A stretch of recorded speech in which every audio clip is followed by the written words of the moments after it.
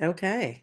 Hi, this is Jolene, demo chair for Central Coast Art Association, and today's demo artist is Vicki McGrath from Chicago, Illinois. And today she is going to be demoing gouache for us. It's not her only medium, but today it's gouache for us. And That's thank right. you, Vicki, for doing this, and I'm going to let you do your part.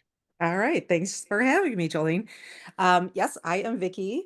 I am going to start off with just a little like very quick slide presentation. I felt like it's an easier way to show you guys some of the nitty gritty stuff of what is gouache. And then from there, I'll go into a demo. So first, and I'm having my daughter, that's what she's here for too. Hey. To get the, is that it?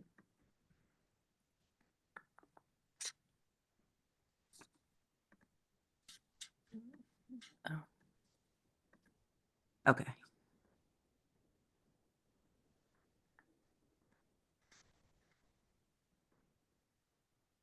No. Oops.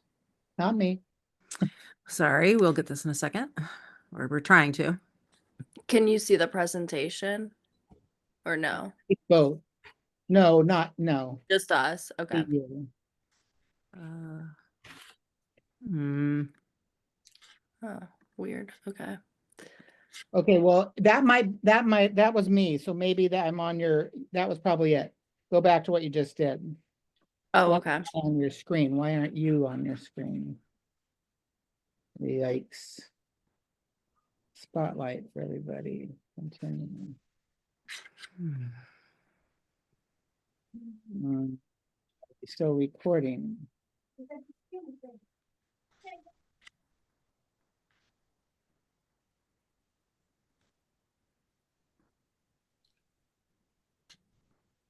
No. Okay, perhaps not.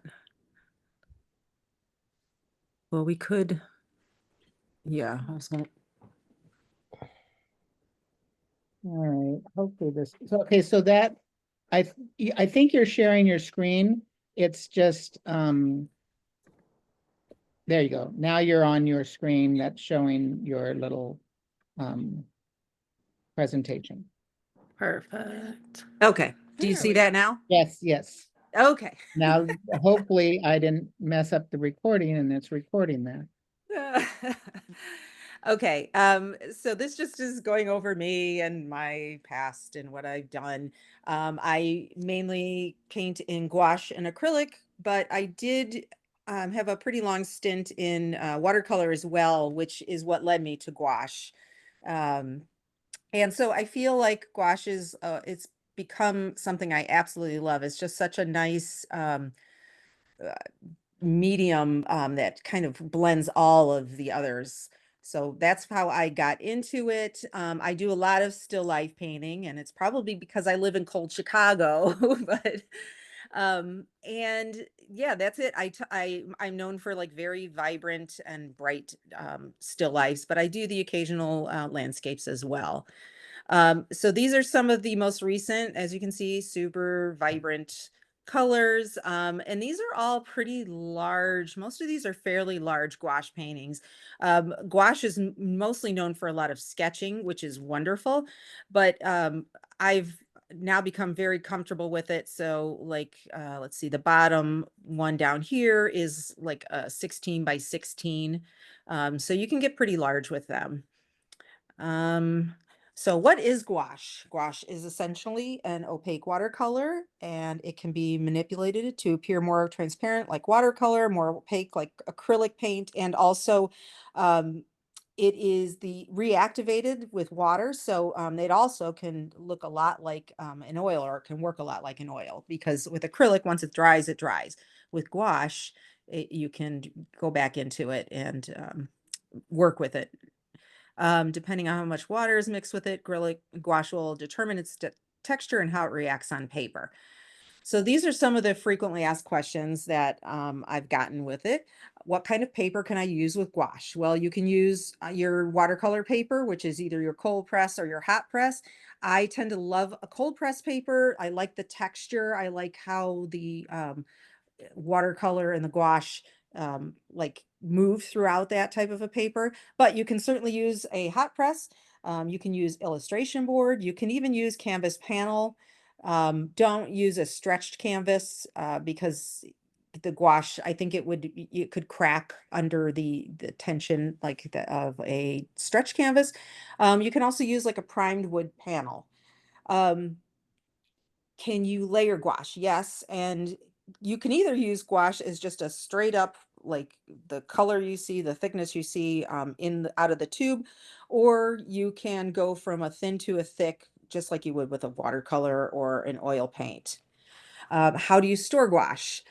Straight out of the tube, you can do that and just put it on your palette and use it just like that. Or you can store it in an airtight container. I use the Magello airtight palettes. I don't know if you're familiar with them, but they have a lot of different uh, options on a lot of different art websites, but Amazon as well. And I love them. I have many of them, and I work with gouache so often that this is the easiest way for me. And all I do is mist it and then I store it, and a lot of the time I store it in my refrigerator. What are the pros and cons of using gouache? Pros: vibrant color, very easy to mix and dilute because you're just using water. You don't have anything else you really need with it. It's a wonderful medium for sketching.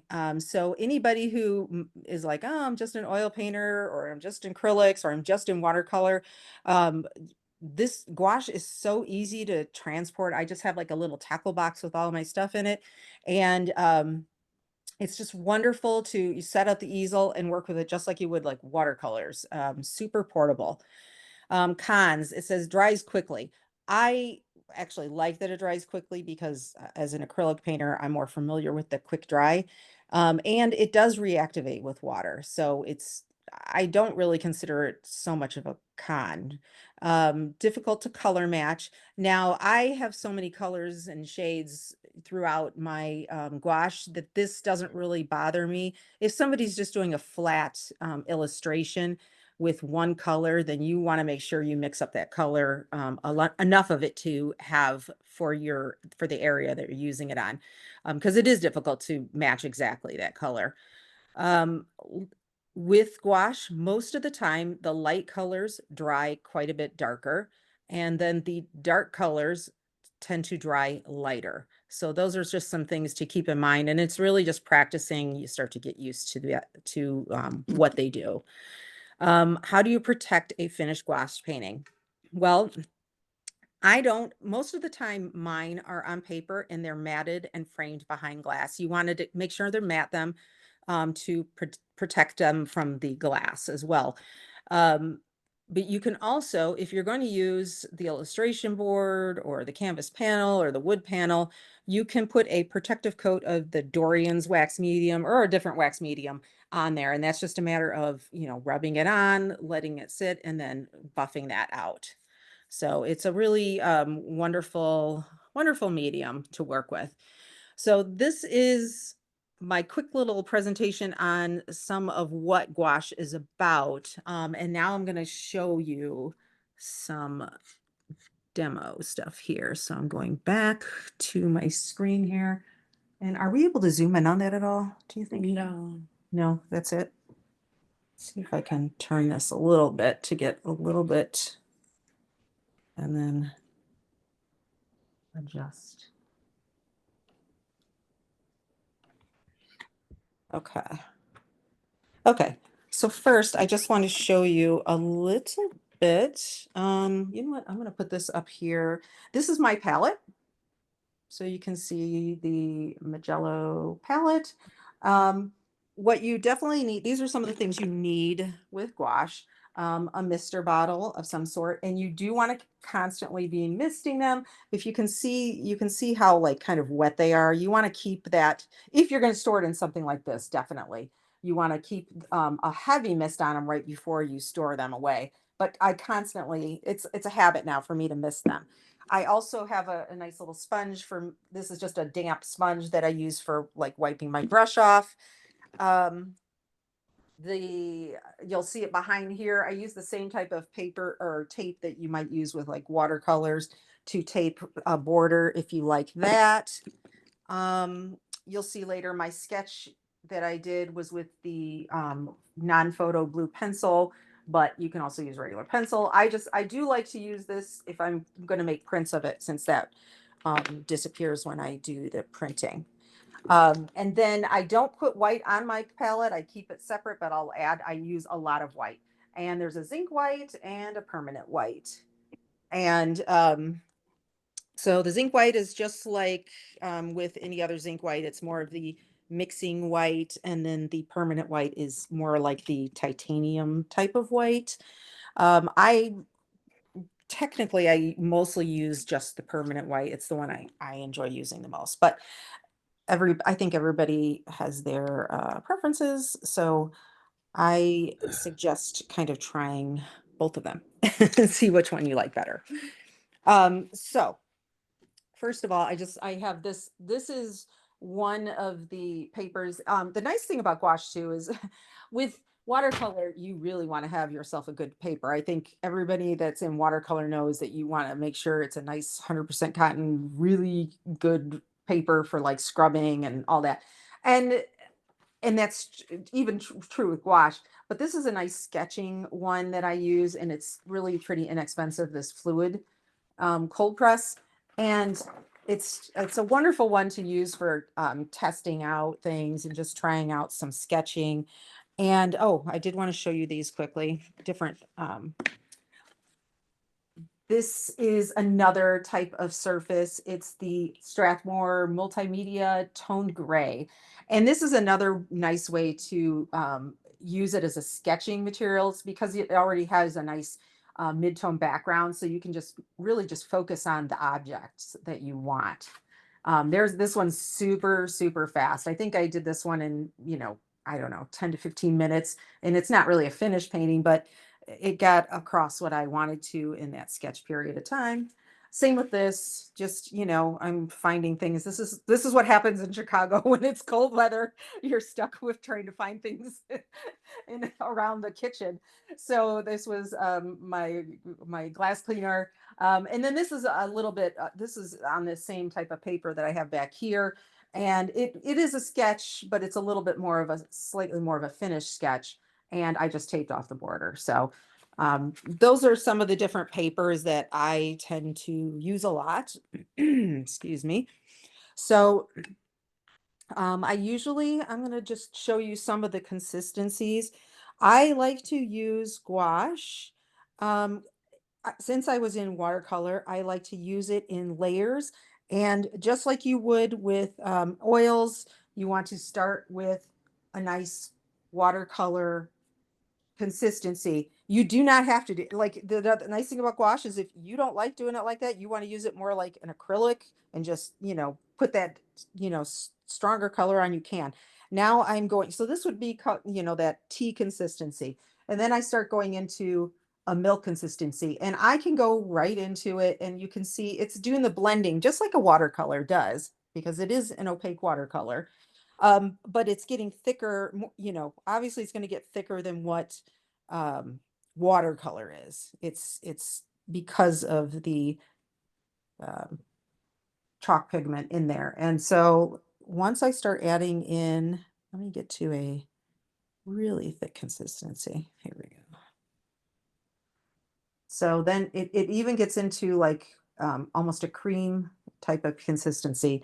And then you could even, I try not to go too thick until the very end.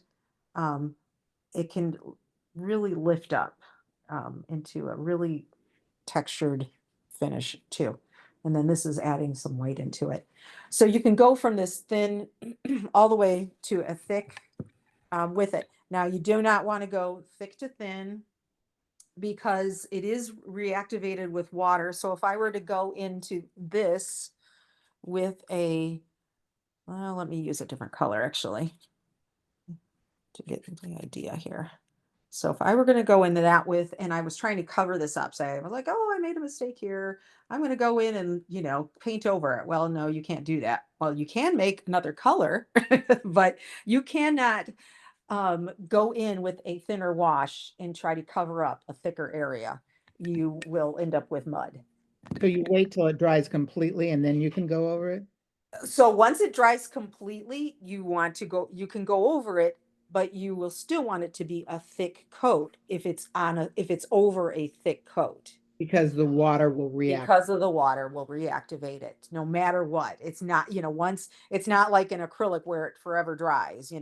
So no matter what you can do, too, and this is something you can do, when you get really comfortable with gouache, you can go in just like with watercolor and you can lift. If you make, if it gets too heavy in an area and you're like, oh, I don't like that, you can still go in and just like you would with watercolor, you can kind of lift away and get rid of that and go back in and say, okay, now I'm back to my color that I wanted. Okay. So that gives you, I guess, a little bit, hopefully, more of an idea of how gouache works on the paper. And then, When you lift, does it damage the paper like you do with watercolor? you're not really. I'm pretty careful with it and I'm not lifting it as much. And you're going to start going in with some thicker paint. And so you're not going to, with watercolor, if you're not careful, you can really see that. Like there's no Yeah. there's no going back. I feel like with watercolor, I don't know if you've ever heard this one, and I did it in a class I took with watercolor a long time ago, where after it was bone dry, I took like a spoon. Have you ever done that where you kind of like go in circles over the damaged area of the paper to kind No. of get that, yeah, to get that paper back to, how like some of the grain kind of gets lifted up on the paper, the fabric. And so if you go in with like a spoon and softly go in circles, it kind of helps with that. Just an FYI that I learned from a watercolor class a long time ago. But with gouache, I don't really need to do that because I'm going to probably go back in there later. And for instance, um, this is still a little wet, but once I go in, you're not going to see any type of that paper coming It's through thick enough anyway. to cover any. Mm-hmm, mm-hmm. Right, exactly. So that is pretty much it with how the consistency goes. And now I will kind of show you myself working on a little sketch here. So I have, and I don't know if you can see it too well, but I have a little sketch of like some pears that a pear still life that I had put together here. And maybe later on I'll be able to, oh, Shay, I need to make this smaller so I have there we go. Hi, Darl. Hi. There we go. Okay. So I'm going to start, and you know what? I'm going to turn this just so they can see the still life. So there, I have it this tonight. I have I'm working out of my studio. It's dark, but I have this. I hope you can see the Yeah, pears. yeah. Yeah. Yeah. So I'll try. We can see it in this angle too. Yeah, the same. Okay, good. Okay. So I might be stepping in front of it sometimes. And I have a lot of colors on my palette. Sometimes I'll mix a blue and yellow to make my green. Sometimes I'll just use the green I have and go in and um dole it down because I know I know what I'm going for. The tube greens And are a so, little bright. huh? Tube greens Yes, tend to be a little bright. exactly. Do you have So a brand of paint that you like? I typically use Holbein and Winsor Newton. Sometimes Daniel Smith came out with gouache like, I don't know, a couple, 3 years ago.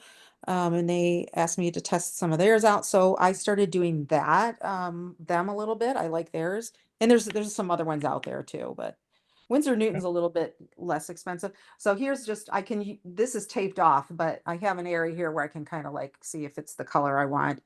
I'll do that sometimes just to make sure. And so I'm just going to go in first. And this is the wash at this point. And I don't even care if it's going over the lines at this point because most of this is going to get covered up anyway. So So you don't have to save your whites. nope, nope. But I do like to go in with the lighter colors off the bat just to because of that I like to keep some of that vibrancy. If I went in something dark right off the bat, then I might lose some of that. Um, so now I'm just kind of going in and trying to get some general value on. This is still in the soupy stage. Yep, this is very wet at this point, just like a watercolor, really. It's all, it maybe not quite as drippy as a watercolor because watercolors Right. can get very drippy, um, but it's pretty close. Oh, that's You too ever much. paint that way with gouache, like, with the drippy stuff, like an acrylic?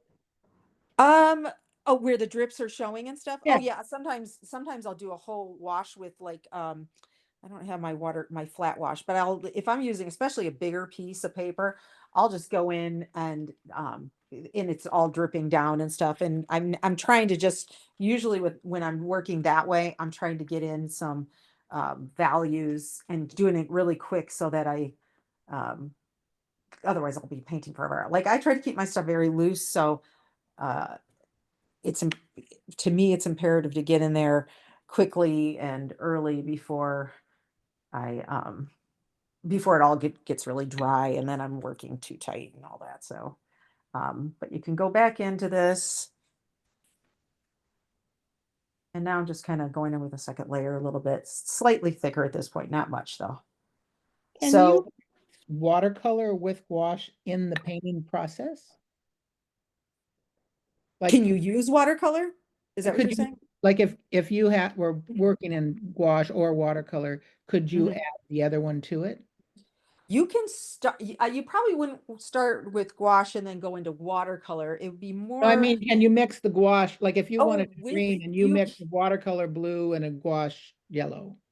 I've done that a little bit, not in a finished painting, just playing around. And you can. I could actually, there's just like a week or so ago, I accidentally had my watercolors out and I thought I had gouache, so I was mixing them up.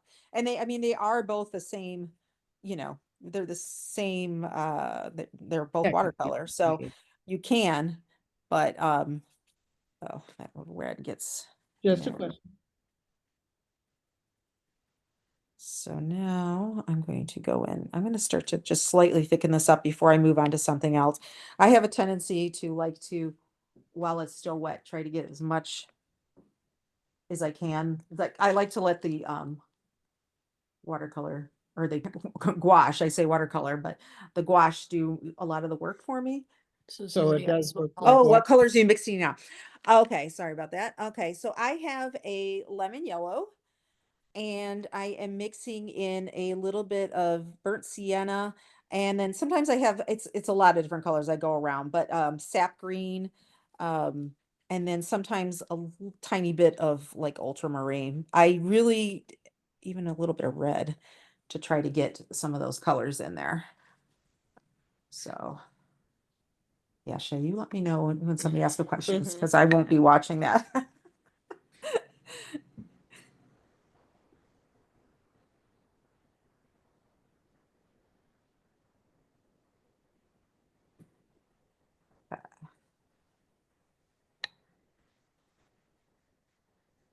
So I'll start working my way. I just start thickening up and now I'm adding some of the permanent white in just the areas that I know those, highlighted areas are right now.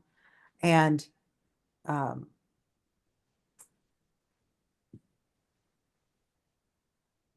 oops. Okay. And then just trying to get those general like shapes and everything in.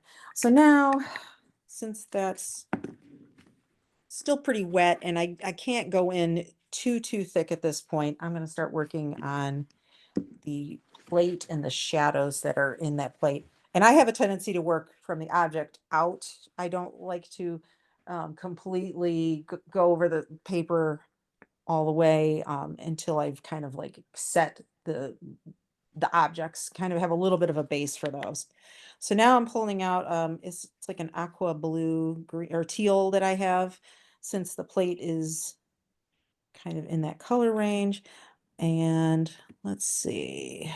How many layers do you think that you actually use? Usually about, so I consider this one, what I just did is probably more like 2 layers. Sometimes I'll just go in with one really thin layer first and then, but this would be more like maybe two. So I'll go in with probably, yeah, probably about 3 to 4 tops. Like the fourth layer would be, um, like those little highlights and that's Right.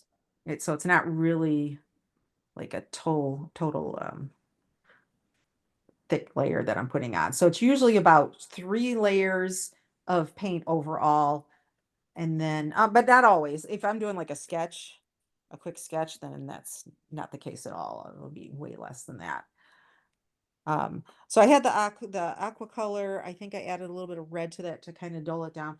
And then what's nice about this too, it's doing just what a watercolor would do. The two are becoming lost, these nice little deep lost edges in the shadows. So that's another thing I love. And a lot of times I'll leave a lot of that alone. I might add in, a little resting spot for those pairs later, but that's all I'm going to do there. So And you can paint it. This is the little oxymoron, I guess, or thick like an oil or acrylic, but with a yes, watercolor kind of a flair. yes. I like. Yep. So now I'm going in, this is me adding just white to some of that mixture. And you can see it's all bleeding together. It can get kind of messy. So I'm just gonna kind of pull this around. How do you adjust your colors if if you're a beginner like some of us and I work with what I have on the palette. I don't like, people are always like, oh, what colored mixture is that? I'm like, well, it's never. probably a mess of what I have on my palette because really What that's I'm what's talking gonna. about is if you're mixing your colors and they seem a little muddy or not as bright, do you then adjust it by that thickening layers on the next pass Okay, so you're saying on the palette itself on the painting? or on the painting? Yeah, So like yeah, I like this right here is still like it's still very wet, and yeah, I can mix it right on there. Um, Let me actually, since I want those shadows to be even a little bit darker, I've gotten more. I think I used maybe a Viridian green, I'm not sure, because I want these to be nice and dark down here, and then some red in with that. Um, so I can go right over that. This is still like at least as thick as what's already there, gotcha. if that makes sense. I'm just wondering, that um how do I put this? Yours are so vibrant, your finished painting. And what Yes, and those vibrant colors come after all of, those are the things that come, I think, later with the thick paint with the highlights, like right now it's duller, but right, it's only right. because I just haven't gotten to those Okay. those, That was my question. So yeah. don't be discouraged when we're trying. Right, exactly. Just keep, I've had people ask that before, like they're like, "Oh, it just gets muddy," and I'm like, "Yeah, you just gotta," or they're like, "Oh, it looks a lot like a watercolor," and it is a watercolor, but it's more about just you just got to take it to that next layer, I guess, is what you're probably needing to do. Right. It's because we're thinking of it. I mean, as a watercolorist, I see it like a watercolor and I'm going, oh, well, it's not right. It's not as pretty as hers. Darn it. I'm not doing this ever again. Yeah, it is tricky. But I do like it because it really isn't or it is more forgiving than watercolor. Yeah, You yeah, don't, yeah. you watercolor, I love watercolor, but it's also the bane of my existence when I'm painting with it sometimes because you just can't, just there's no forgiveness with it really. Um, and sometimes I'm not thinking it through, but with gouache, I can cover that stuff up. So, And it prints really well. I don't know if anybody does sells prints, but I do. I sell prints on Etsy and on my website. And this gouache prints, in fact, it used to be known as a Oh, illustrating. yes, Yeah. huge, like yes. And it's just so wonderful to print with. It really, I mean, other than digital printing, I would say it's as good as it's going to get. Like you can't get anything that prints better than gouache, in my opinion. So, Probably and the opacity. right, yeah. Okay, so now I want to work. Now I'm starting to work from the plate. I'm still working out, and I'm gonna go into the shadow. Oh, I have a smidgy of, you probably can't see it in your thing, the glass is in the way, but there's a little bitty bit of blue paper that I had underneath. So I'm gonna add that in just because.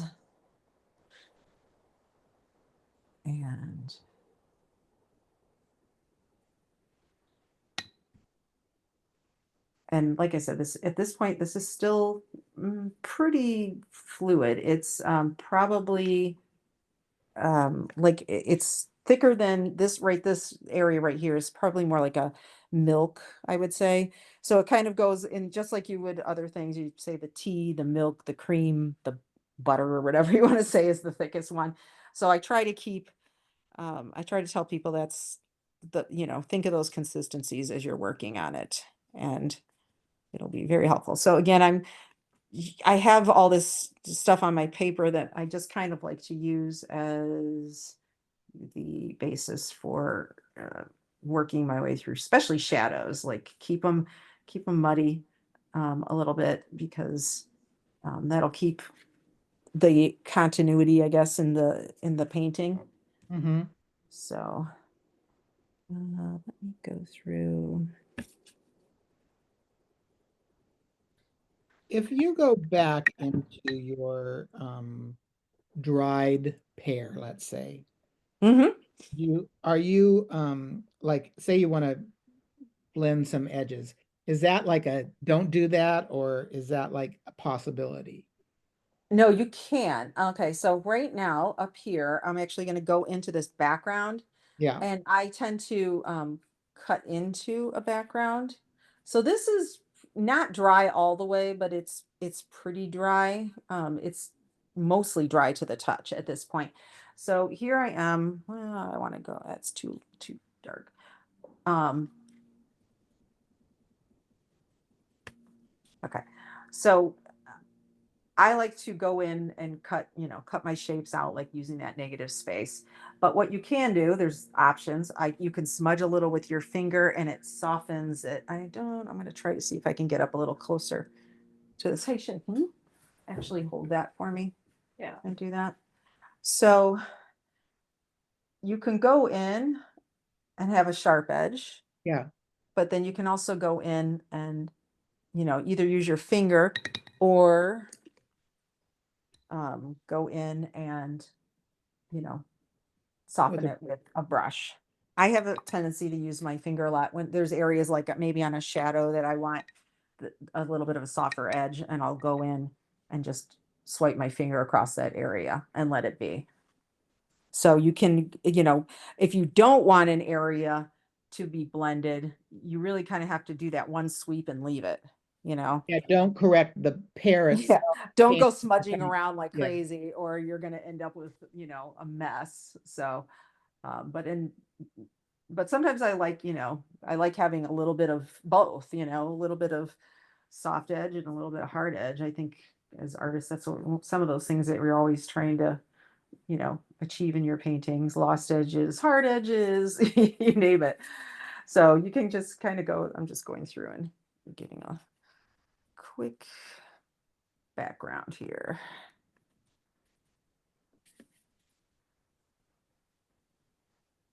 And this paint is thicker than what I started the rest of this on, this because it's this white background and I was trying to do some cutting in. So that tends to be, whoops, thicker.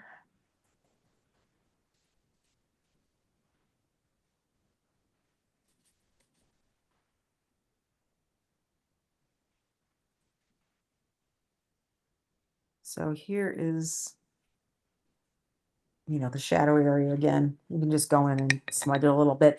And I'll do that more as I go along with the painting. One thing also to keep in mind is I'm just going to quickly show my palette. It's very messy. There's a lot of times you're going to have to clean it. So I just spray it, wipe it down. That's super common because and if you use a palette like this, you're going to see the paints getting into the other paints and getting compromised. And honestly, it doesn't bother me.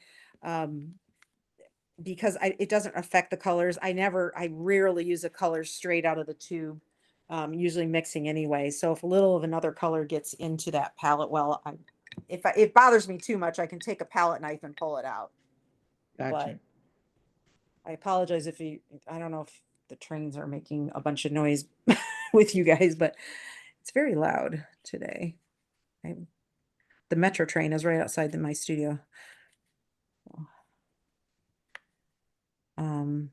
We don't hear it. Okay, good. All right, so now I'm going to go in.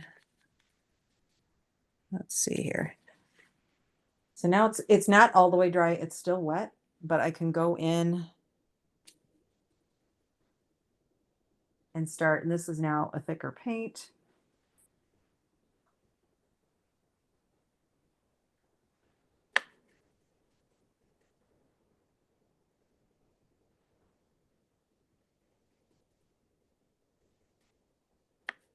And at this point, I'm usually adding, not always, but usually adding maybe a touch of white to the mixture.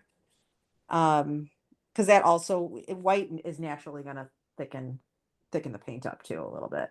Does the one white thicken more than the other white?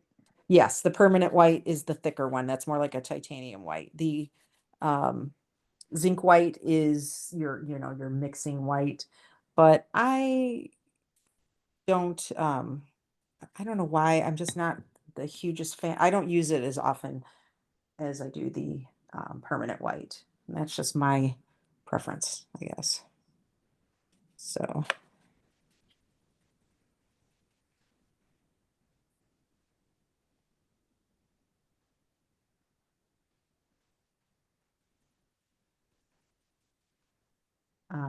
and as you also may notice, I'm using the same brush. I haven't changed brushes yet. I You usually tend to use a flat all the time? not all lately. I've been kind of going back to like a mop brush sometimes to do Oh. a little bit. But flats are just what I'm super comfortable with. So I have been using them the most, I guess. But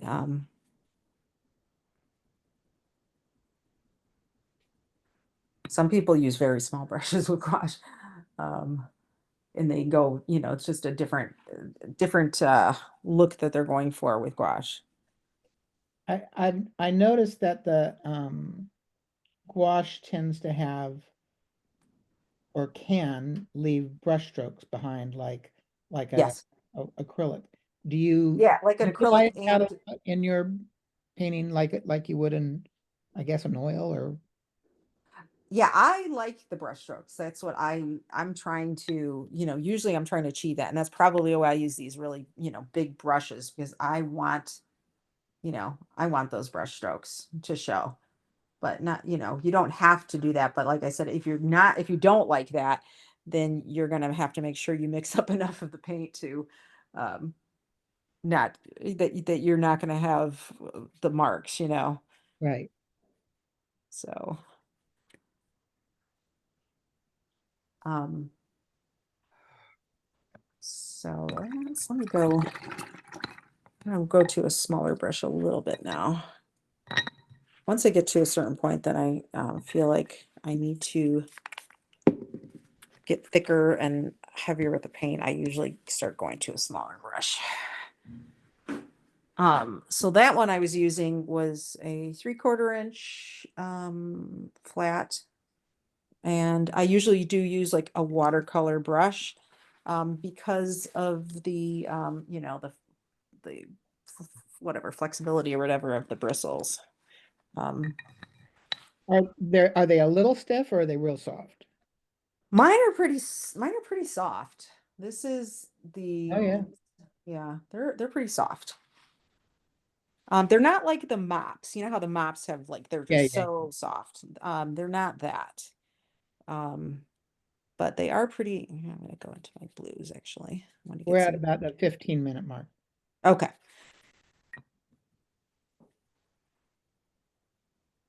So you can, like I said, you can go long and, you know, usually I'll let these dry between, so I'm not probably gonna have time for that.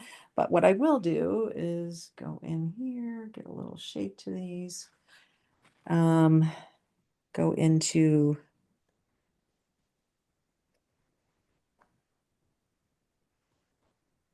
the,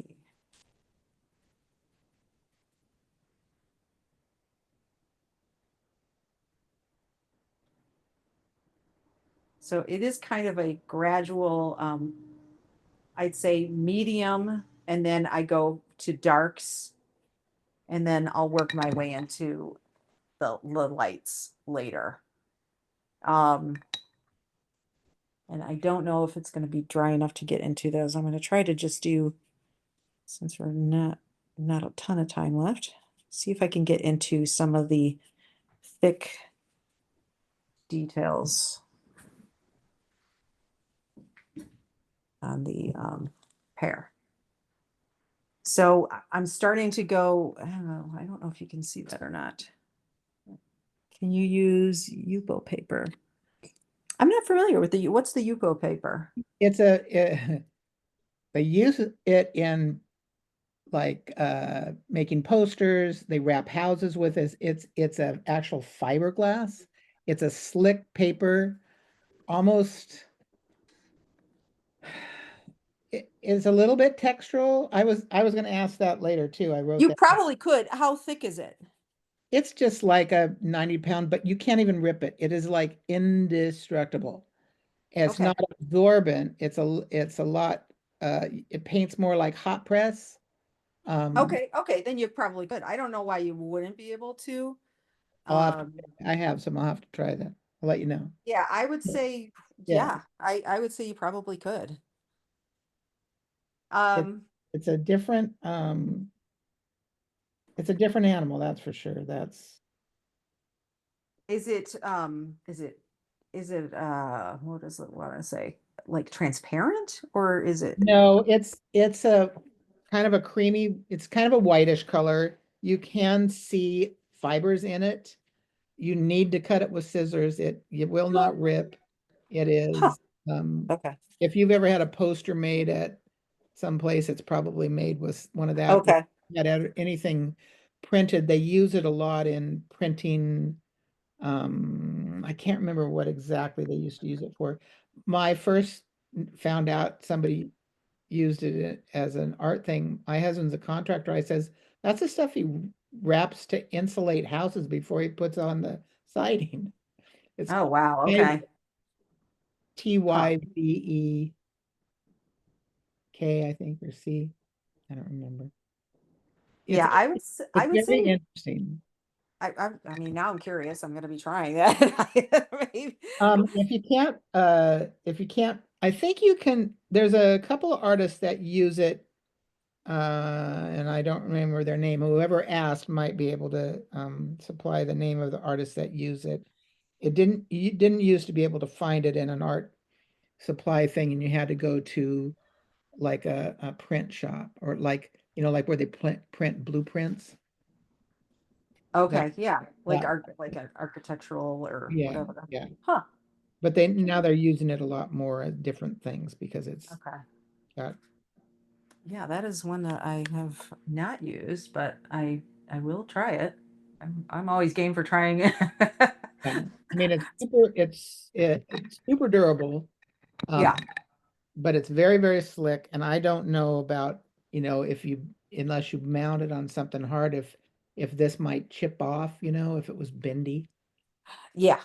That would potentially be an Right. issue. You'd have to definitely mount it onto something, but it might be fun to try. Yeah. So at those last strokes, oh gosh. Hey Shay, can you hold this up again just closer? Into here. So this is where, you know, especially in this area, it's starting to get drier, so I can go a little bit thicker just to give me an idea of where you can start to push the brush stroke and the colors. I'm not going to be able to do all of it. And let me go into a dark area and try it too. So if I was down here, no, no, still, it's still pretty wet down there. See if I can get something thicker.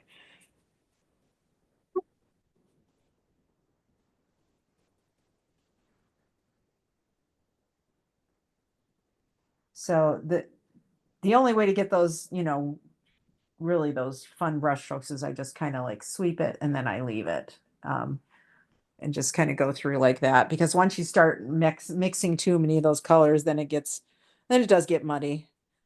But Because it's picking up underneath. yeah. And sometimes I like that, you know, sometimes that's what I'm aiming for, but Practice makes perfect, I've heard. exactly. Exactly. Um, and you can do all sorts of fun, you know, any of these are going to start to show. Oh, the other thing to notice is, I don't know if you've noticed as I've been going along how something looks super light and then it's Oh, drying blind out. way darker. So, you know, you might think an area is like super light and then, you know, 2 seconds later, you're like, wait. I like. Yeah. So that is how you know, you can just go through and start going from thin to thick I and love the brushstroke. yeah, and then just keeping those brush strokes and just, you know, leave them. And you can, you know, the nice thing is you can leave them, but if you don't like them, then guess what? You can go back in and work with that paint that you already have there and get, you know, Oh, you can get a work with different brush stroke. it on top. So yeah, you can go back in and do that. And if you're somebody who likes, you know, like sharper edges, you can go through when it's, you know, thicker now and start to sharpen those edges a little bit more.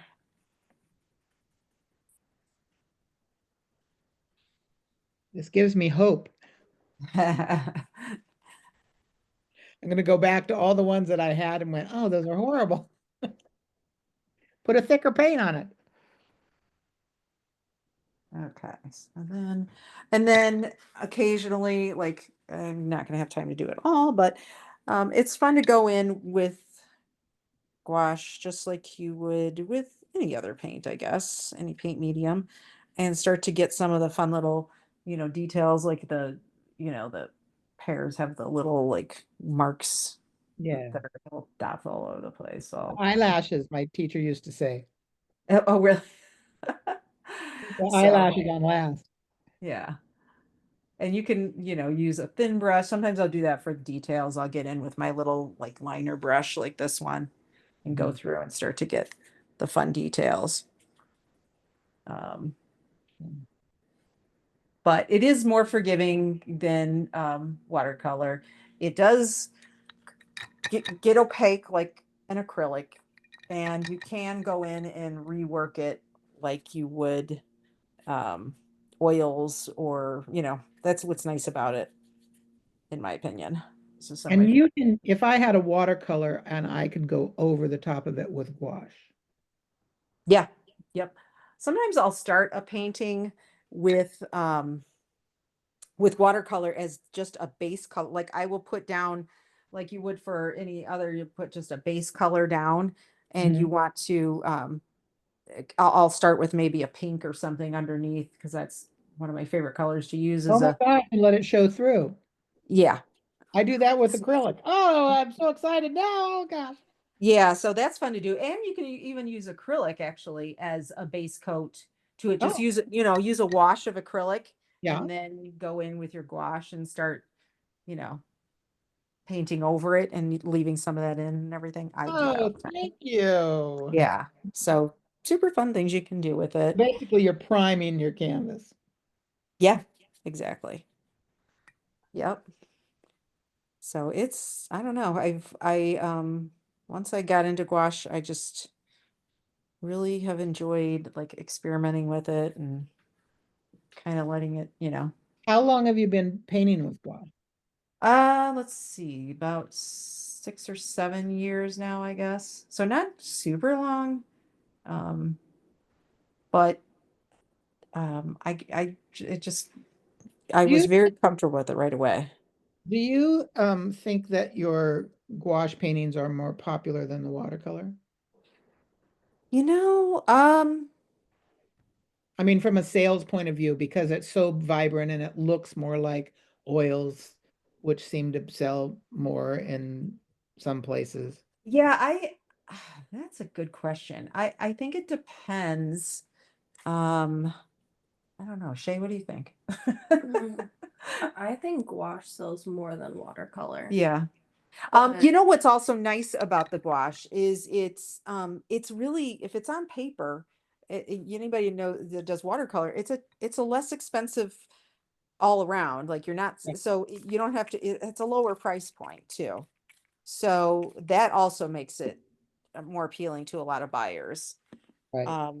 But yeah, it does, I guess it does probably have more popularity. Gouache is really popular right now for artists too. I feel like it's kind of had a moment late in the last few years where people are like, what is that gouache?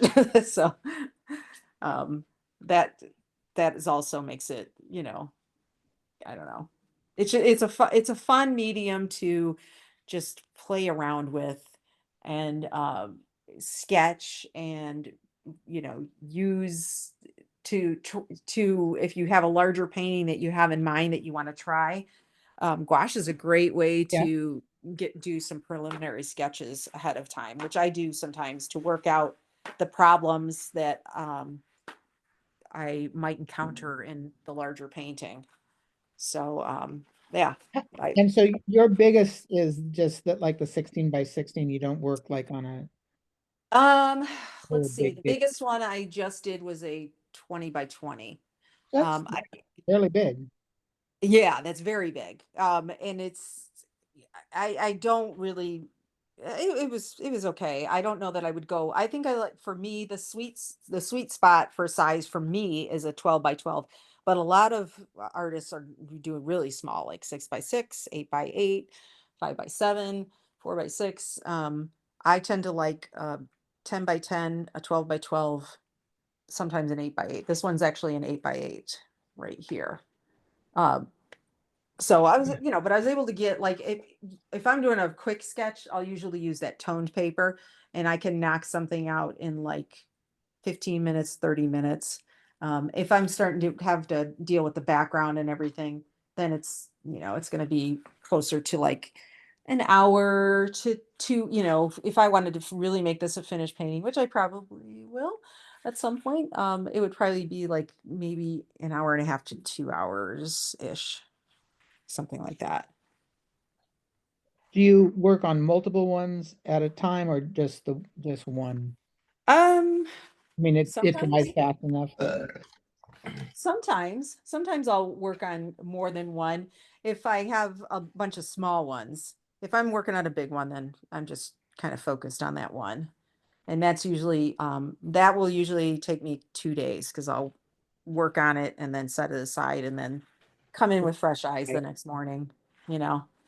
Um, so that's, yeah, I just try to, um, well, this is a lot of great information. I really appreciate you doing this for us. no problem. Is there any other questions I can Yeah, answer for somebody gouache? said that Yupo, some people use alcohol inks because it's non-porous, and that Bob McIntyre is a watercolor abstract artist for Okay, an group that uses it. And I know there's okay. a big guy, I think he might be one of the painters from Cheap Joe's Art or has classes and books and stuff that does watercolor and or maybe it's acrylic. I don't know on you on. I'm pretty sure it's watercolor on Yupo, but I cannot find his name. So Huh. Well, I'm definitely going to try it out now. My I'm only always, thought about it is, you know, because it is thin, if you bend it, it might, you know, pop if you yeah, that might be an issue. That's why I don't like, I wouldn't recommend like a canvas, like anything that is going to bend or bend, bounce or, yeah. because, gouache it can get thicker, than a watercolor. I mean, and some people really apply gouache, like I sometimes even do at the very end of a painting when it's really dry. Um, I go in like really thick with a paint. And so it's like textured. You see the texture on the paper. And that texture, if it's a big blob of paint on there, with any um, paint, it can crack. So Damage. Yeah. so here's like at the very end is this is where, now this doesn't have a great big highlight on a pear, but on this particular pear, but this is where I would go in with like the thickest paint and get like the highlight. Um, and I just rubbed it with my finger and that can kind of soften it too.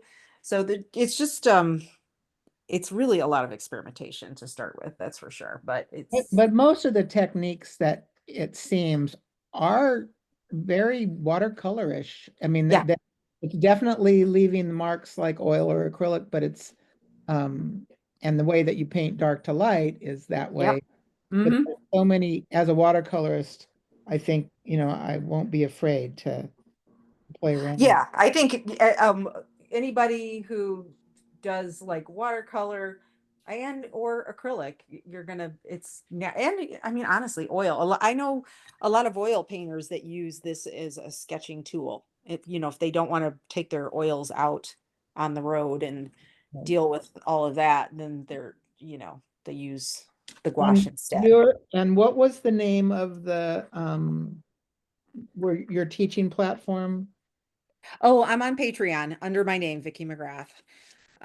Let's see. Oh, you can find it, Michael's. Oh, do you seal your work? Frame under glass. I do. I do. I don't seal it if it's on paper like this, and I will mat it. Actually, can you grab that one, Shay, right there? I'll show you. This is actually a tiny painting that I put into a very big mat. But so I do mat them though, because you don't want the glass touching the gouache. But yes, you definitely want to protect them from water. And where do you So, get your frames? this is a blick frame. This one is. The mat though was probably an old mat that I had. Honestly, I'm not sure where the mat came from. But the frames, I have a blick that's like, oh, it's less than a mile from my place, which is very dangerous. So We're I've got so there all, isolated out here, we have to order everything. There, yeah. all the places where you used to be able to buy art stores basically are gone. Oh no. Yeah, it's sad. Yeah, they know me very well there. But I get my frames there, and I will do a lot of my own framing on some pieces, and then others I will, depending on what it is, they have a framing uh, section there too, so they'll do it there too. But yes, if you don't want to frame it under glass, then you want to use like the Dorian wax. So if say you could even take this paper and adhere it to, a wood panel, but you're going to want to seal the artwork with like a wax medium, which I use when I do that, which isn't often, the Dorian's wax medium. Does Uh, it uh change the sheen of Yes, yes, it's not a ton because you're gonna buff it out. It's gonna, or gouache has a very, very matte finish. So, which is wonderful if you ever want to paint with it and make prints of something, even if it's greeting cards that you want to make, it's wonderful. But do the Dorians after you have uh, scanned or taken the photos of the artwork, then do the Dorians on that. So you don't have no glare. That's what's so nice about gouache too. Like oh for yeah, print purposes, it's so matte photographs? Yeah. that it photographs very, very well. So you will have no issues with that. Let's see. How much do you sell, say, a 12 by 12 gouache painting for? Let's see, my most recent one, I sell them lately, I have been selling them not framed because I'm shipping them around, and I've found a lot of people just want the, I'm like, I'll just sell it with the mat, and I protect it, of course, and put it in a sealed, bag and ship it off. And it's a really nice way to sell something that's pretty reasonable. And so the last 12 by 12 I just sold was uh, four 425, I think, and that included shipping. And you have, Or no, for 12 by Et- 12, I'm sorry. No, that's 475 for a and you 12 have by an 12. Etsy shop that has the prints. Prints. Mm-hmm. And Mm-hmm. so And is your Etsy shop under Vicki McGrath too? yes. I think we were talking about this. I keep it super super simple. I just use my name for everything. Otherwise I forget. Forget. But the Patreon, I do a lot of demos on there, full demos. I started this back in the fall, and it's been a really great platform too. So I do love that one. And I kind of go over a little bit what I've done here, but a little bit more in depth on some of it as well. And then I'm offering like still life and some inspiration photos for people, and they can put into like a chat community on there. So it's been great. It's another nice that tool. out. Well, But I'm going to stop this video. okay. Thank you very much for doing this for us. Oh And my gosh, thank you so much. hopefully Thank the you. recording was perfect. Well, if anybody has any questions